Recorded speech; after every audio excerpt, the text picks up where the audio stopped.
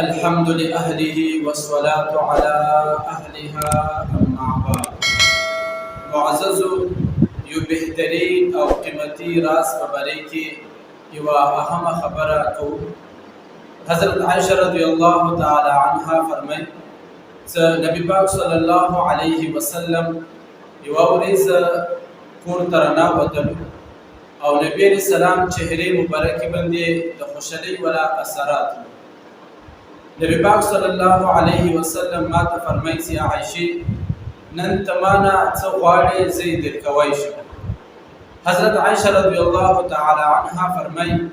چې ما سوچ شروع کړلو چې کله ما ذهن ته دا خبره راتلله چې دا شی وغواړه او کله به دا خبره راغله چې دا شی وغواړه،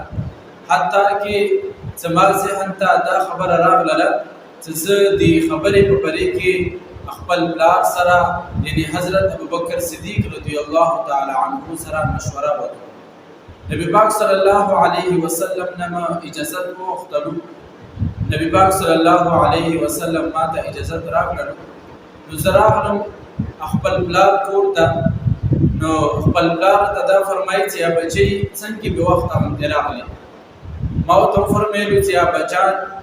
ما ته نن نبی پاک صلی الله علیه وسلم یو بهترینه خبره کړې ده چې نن ته مانه څه غواړې زه یې درکوی شم. وزه تا ته بطور مشورې راغلی چې زه نبی پاک صلی الله علیه وسلم نه څه سوال وکړم. حضرت ابوبکر صدیق رضی الله تعالی عنه ته فرمایي چې عائشې نبی پاک صلی الله علیه وسلم ته دا فرمایي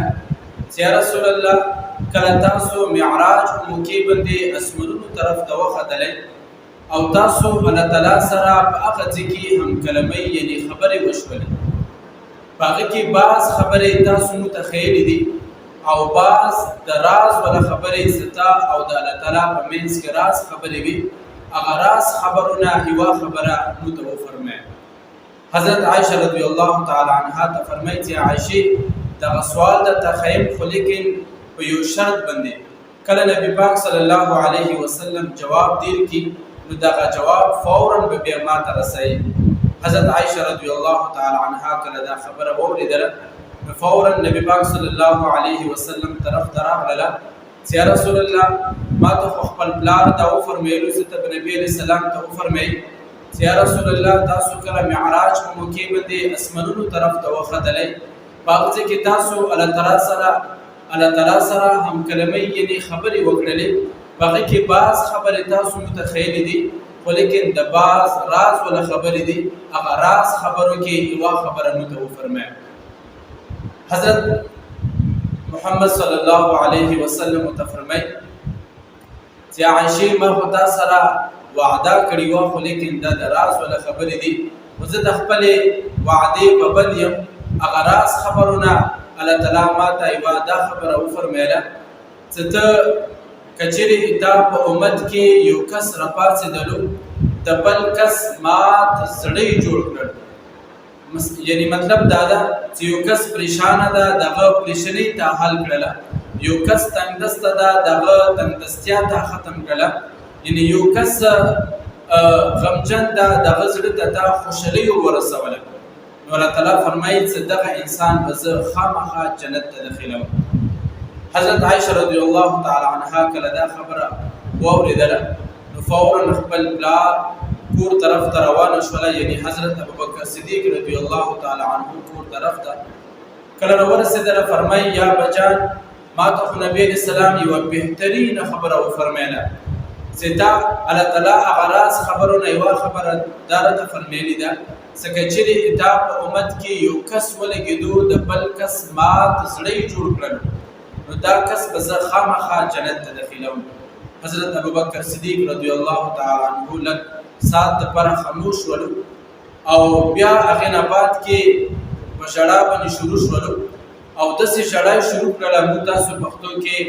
ورته یې چې چغې شروع کړلې، تیز تیز اوازونه یې شروع کړلو.